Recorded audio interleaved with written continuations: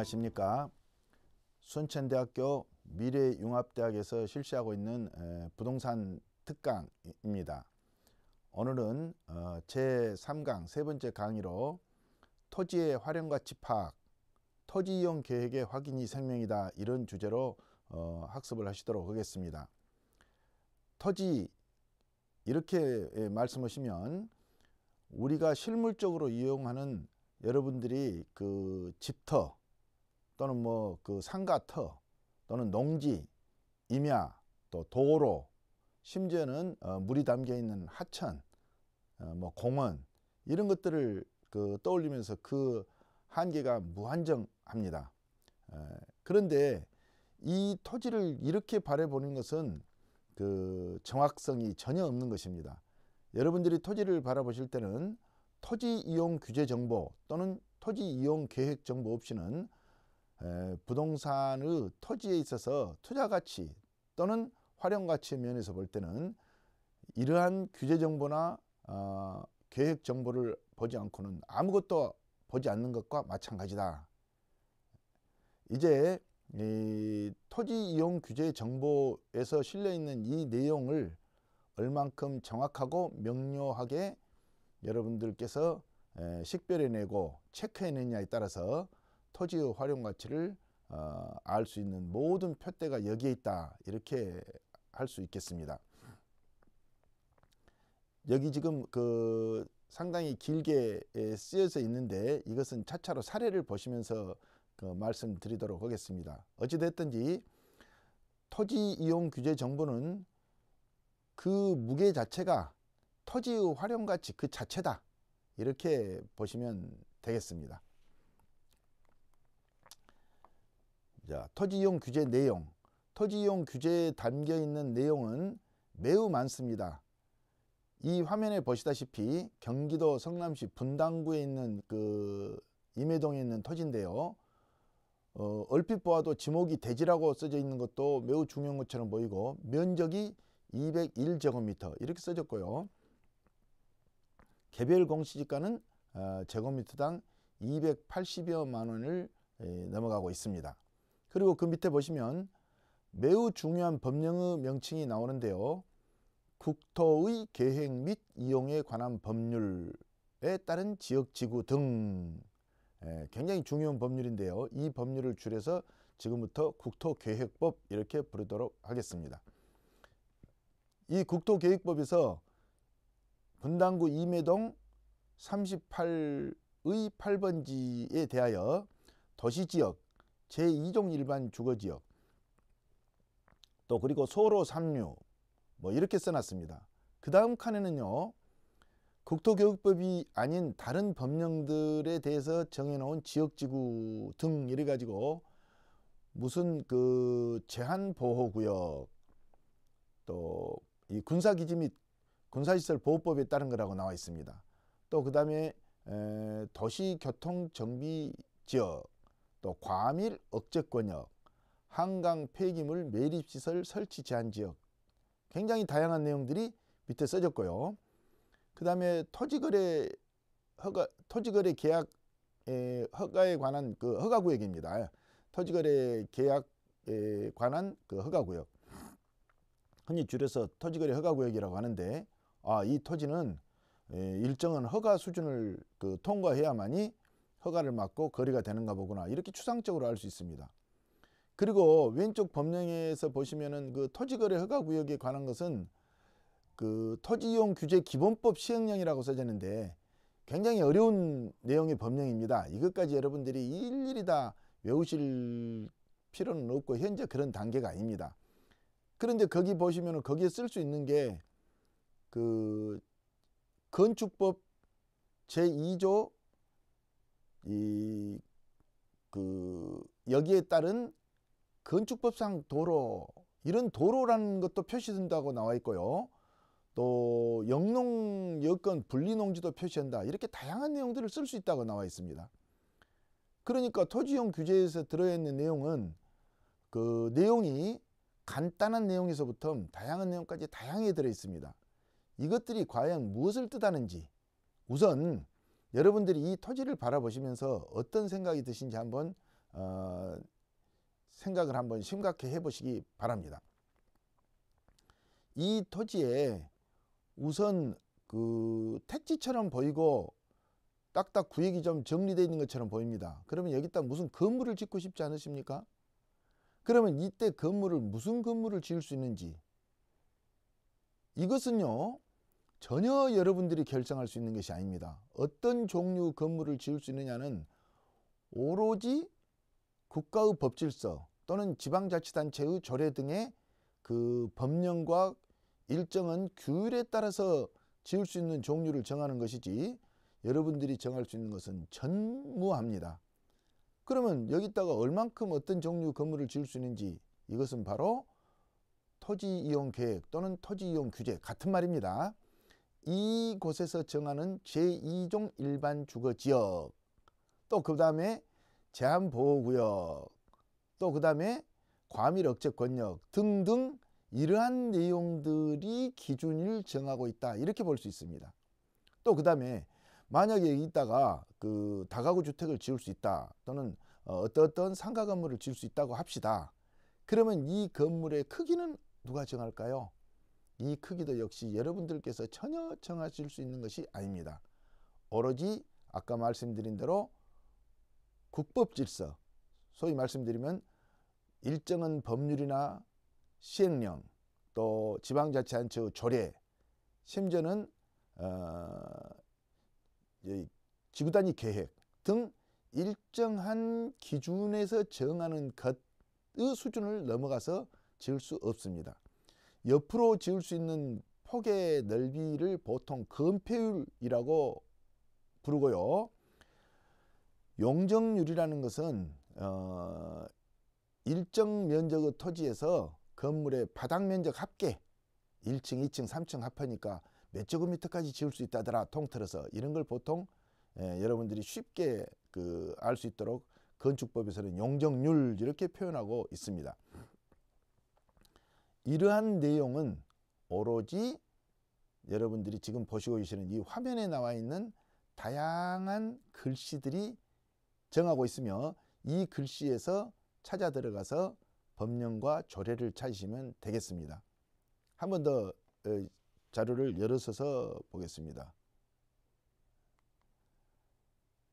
다음에 보시면요, 전라남도 여수시 화정면 낭돌입니다. 지금 연륙교, 연도교가 낮아서 상당히 인기가 좋은 그 섬인데요.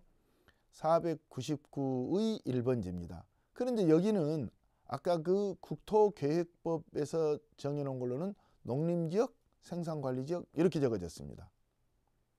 그리고 그 다음번에는 비교적 짤막하게 가축 제한구역하고 준보전 산지 이렇게 되어 있고요.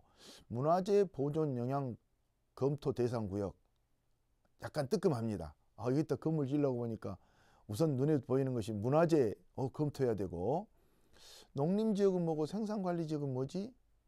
자, 우선 이 도면에서 여러분들이 토지이용 계획 또는 토지이용 규제, 같은 말씀이라고 했죠. 계획이나 규제나. 이 도면과 글씨에서 여러분들이 읽어 내려가실 때 중요한 점 몇 가지를 짚어가면서 여러분들의 이해도를 높이시도록 하겠습니다. 먼저 농림지역이고 생산관리지역이다, 이런 뜻이 아닙니다.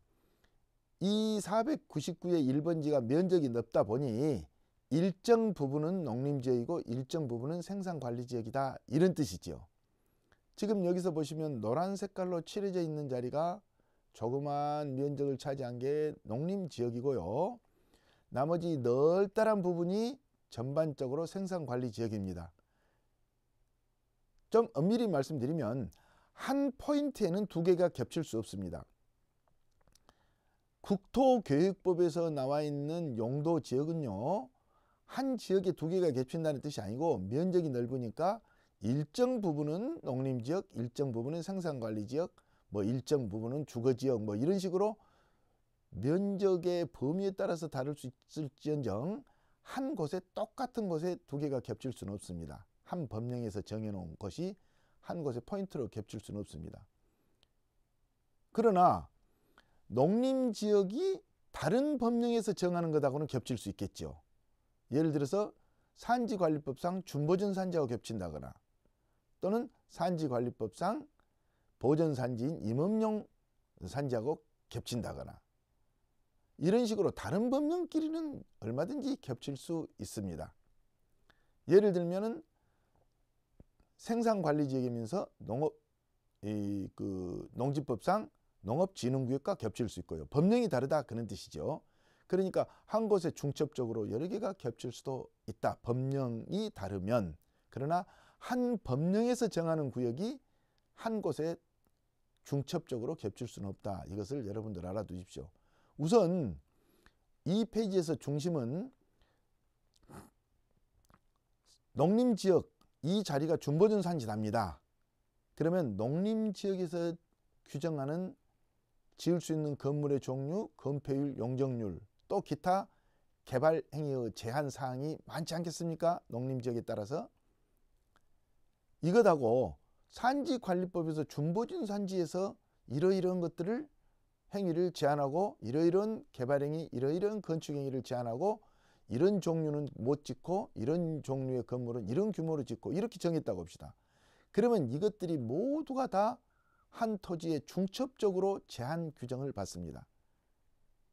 조금 짤막하게 표현한다면 모두 제한을 해서 가장 강한 규제가 다 받을 때까지 다 받는다 그런 뜻입니다. 예를 들면 농림지역에서는 여러분들이 전원주택을 예를 들면 그 100제곱미터짜리를 300제곱미터짜리를 지을 수 있다고 합시다. 그런데 만약에 산지관리법에서 이게 준보전산지가 아니고 임업용 산지나 공인용 산지였다면 이때 여기서는 200제곱미터 이상 못 짓는다고 합시다. 그러면 이것은 통틀어서 200제곱미터를 넘어가서는 안 된다. 이렇게 표현할 수 있겠습니다. 자, 이것도 여러분들이 알아두시고요. 또 한 번 사례를 보겠습니다. 이번에는 충청남도 아산시 권곡동입니다. 19의 1번인데 땅이 반듯반듯하게 잘라져 있고요. 잘 정리가 되어 있습니다. 우선 여기는 지목이 답이고요. 논이죠. 그러니까 면적이 3,950제곱미터로 쓰여 있습니까? 그리고 개별 공시지가는 제곱미터당 13만 2,400원으로 되어 있습니다. 자, 먼저 우리가 하나 여기서 멘트를 한번 제가 말씀드려 보겠습니다. 면적이 3,950제곱미터는요. 이것은 실제 실측 면적이 아닙니다. 면적을 재보면 3,980이 될 수도 있고 3,800제곱미터밖에 안 될 수도 있는 것입니다. 이것은 어떤 도면이 됐든 측량을 해보면 다시 달라질 수 있는 소지가 갖고 있는 면적들입니다. 토지대장이 있더라도 또는 등기사항 정부증명서에 나와 있더라도 그러면 이 면적이 진짜 면적을 어떻게 할 수 있을까요? 그렇죠. 측량을 의뢰해서 국토정보공사, 과거에 지적공사라고 했죠. 국토정보공사 측량을 의뢰해서 측량을 받아보는 것이 가장 정확한 방법입니다. 그런데도 불구하고 우리가 이렇게 면적으로 괄호 세로를 축척 봐가면서 지금 2400분지 1축척인데 이걸 그대로 출력하시면 좋겠습니다. A4로 출력하도록 되어 있습니다. 출력해서 이것의 거리를 괄호 세로 재고 또 삼각형으로 잘라서 재보고 이렇게 해가지고 어림잡아서 면적을 재보면은 그 면적이 지금 여기 나와 있는 3,950제곱미터하고 유사하면 그대로 패스시키시면 될 것이고 형편없이 재보니까 3,600제곱미터밖에 안 되네. 이럴 때는 매매 계약서를 쓰시거나 취득하실 때 주의하셔서 특약란에 면적이 만약에 실측 면적과 다르면 금액을 정산하신다거나 또는 그 계약을 해지할 수 있다거나 등의 단서를 붙여가면서 취급하셔야 됩니다. 다시 말씀드리면 토지이용 계획은요. 도면으로서 면적을 어림잡아 계산할 수 있는 좋은 자료도 됩니다. 여러분들 그러면 위성사진에서도 그런 기능을 할 수 있다고 보셨죠? 두 가지를 같이 정합하면 면적을 어림잡는 데 얼마나 도움이 되겠습니까? 지적도는요. 지적도에는 면적 자체가 쓰여 있지는 않습니다. 왜냐하면 지적도에 나와 있는 그 도면이 면적이기 때문에 별도로 면적을 몇 제곱미터라고 쓰지는 절대로 하지 않죠. 이것도 상식적으로 알아두시기 바랍니다. 바랍니다. 자, 여기서 이제 한 가지, 생산 녹지 지역, 자연 녹지 지역 그러는데, 생산 녹지 지역은 밝은 푸른색이고 자연 녹지 지역은 좀 거무스름한 그 손가락 그림자가 비친 것처럼 보이고 있습니다. 그러니까 19의 1번지가 상당히 넓은 부분은 생산 녹지고, 조금 서남 쪽에 있는 삼각형으로 떨어진 자리는 자연 녹지다, 이런 뜻이지요. 그러면 여러분들, 여기가 자연 녹지 지역에는 어떤 건물을 지을 수 있겠습니까? 우선 경지 정리되어 있다는 것은 차치하고, 먼저 여러분들은 답이니까 건물을 못 지는 거 아닙니까? 논이니까. 그렇지 않습니까?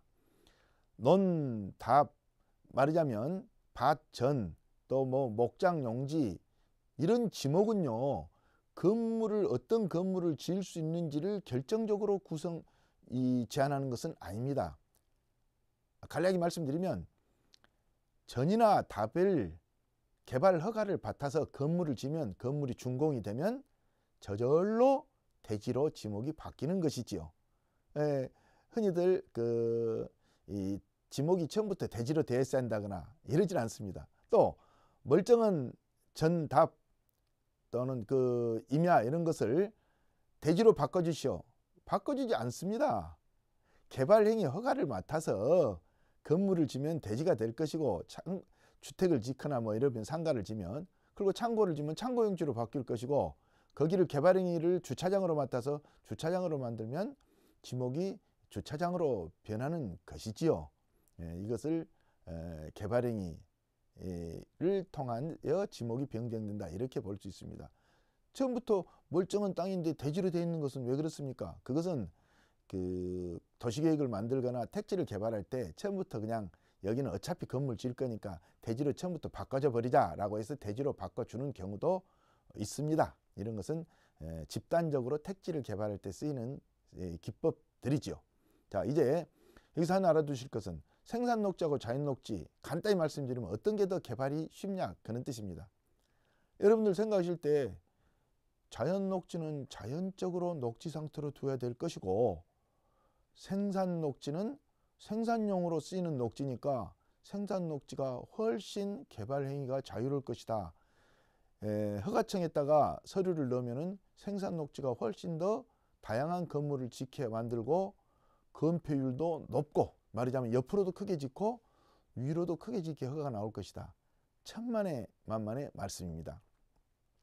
자연 녹지가 생산 녹지보다 훨씬 개발 행위가 자유롭고, 개발 행위 허가 폭이 넓고, 더 다양한 종류의 건물을 지을 수 있고, 예를 들면 생산 녹지에는 식당은 일반 음식점커녕 휴게 음식점도 못 짓는 지방자치단체가 많습니다. 근데 자연 녹지는 대체로 휴게 음식점은 물론이거니와 식당과 같은 일반 음식점도 지을 수 있도록 합니다. 얼마나 다양합니까?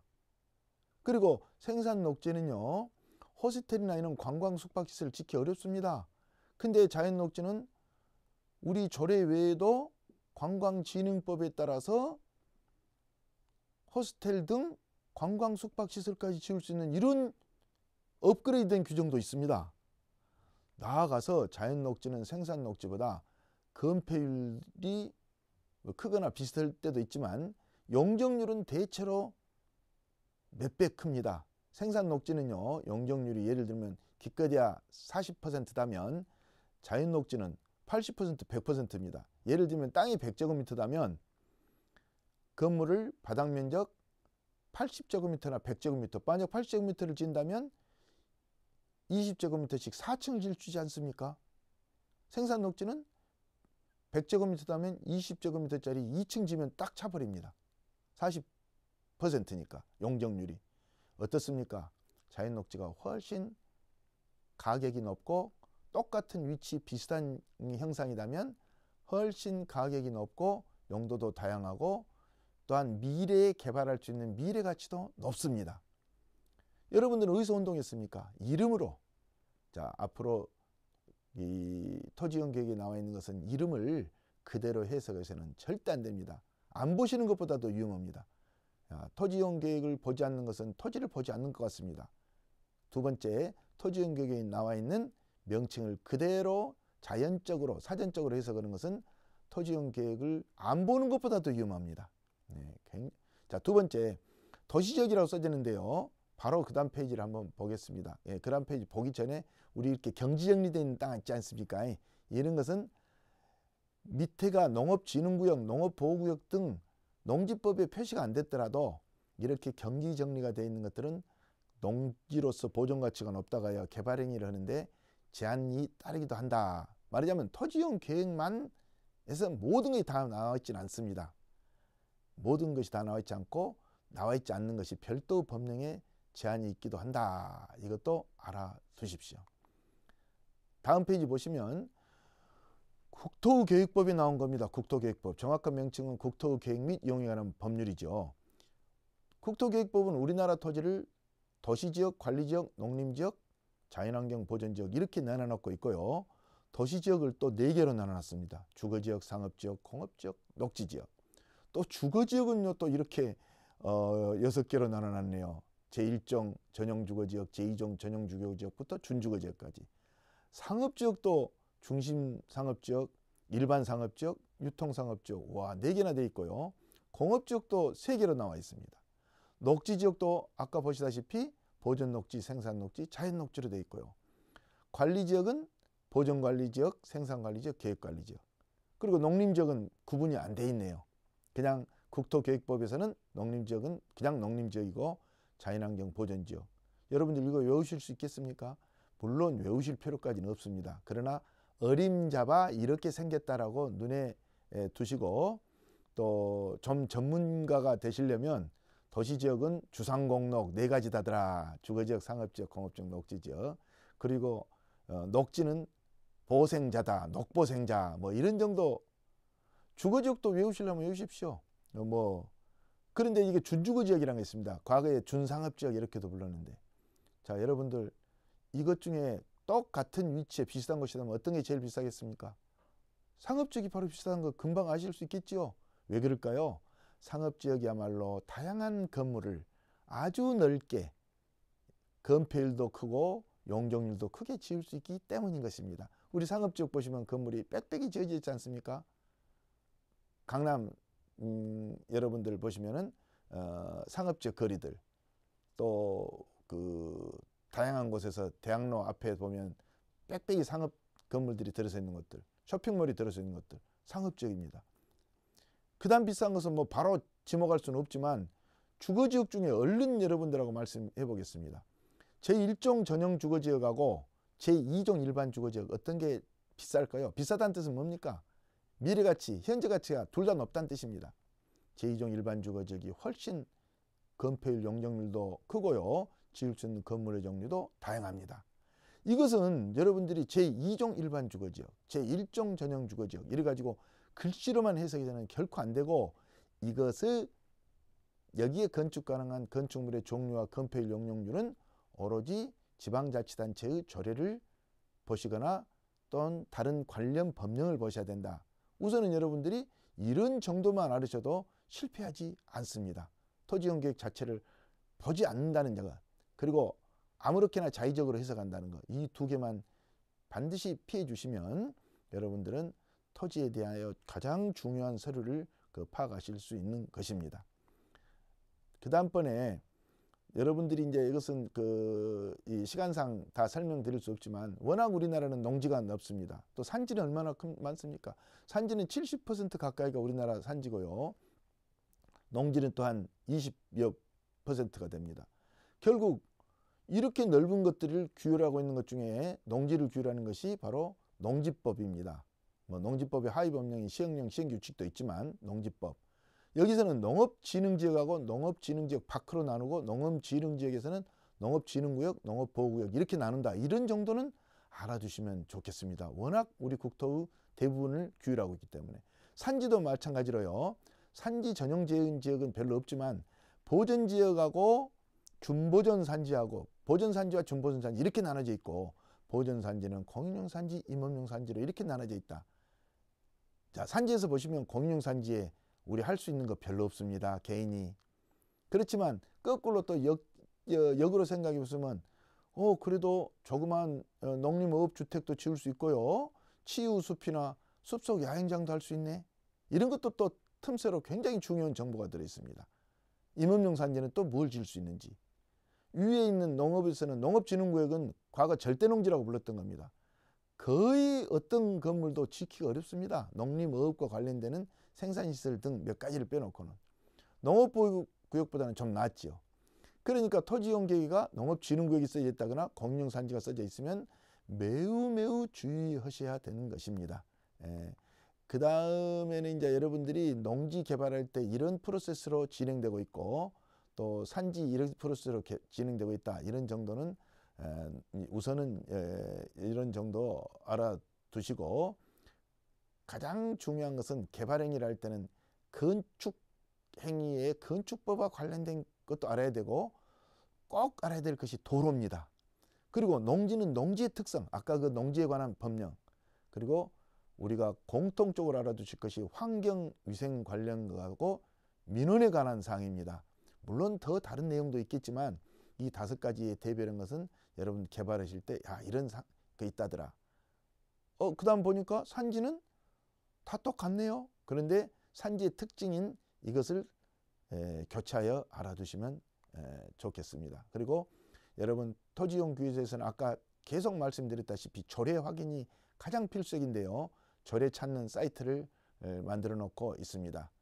elis.go.kr인데 반드시 해당 토지가 속해 있는 지방자치단체에 조례를 확인하시면 지을 수 있는 건물의 종류와 건폐율 용적률이 파노라마처럼 나와 있습니다. 뭐 별표 등도 알아두셔야 되고요. 그리고 여기 끝에 보시면 지구단위라는 거 있어져 있습니다. 지구단위 계획.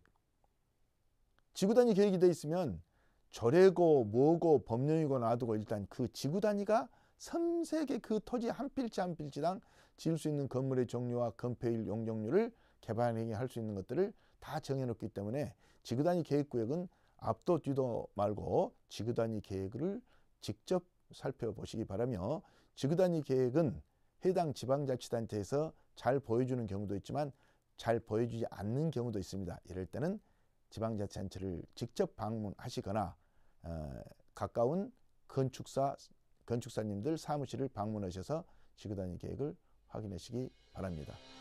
제3강은 이만 마치도록 하겠습니다. 수고들 했습니다.